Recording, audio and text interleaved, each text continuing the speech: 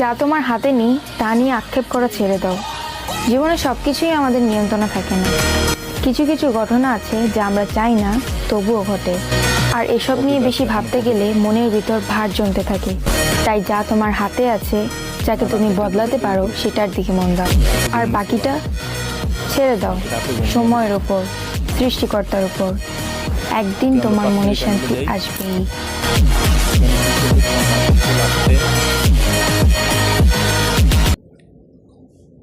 আচ্ছা, আমরা 3 মিনিট ক্যান্ডেলে যাই।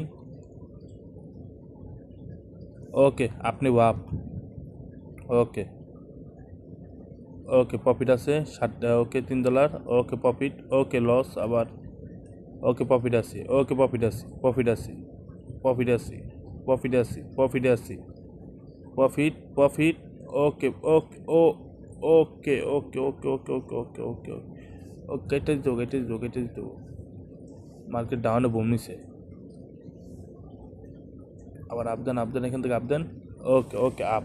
ওকে ওকে প্রফিট চলতেছে। ওকে ওকে প্রফিট চলতেছে। ওকে ও লস লস লস লস হয়ে যেতেছে, লস।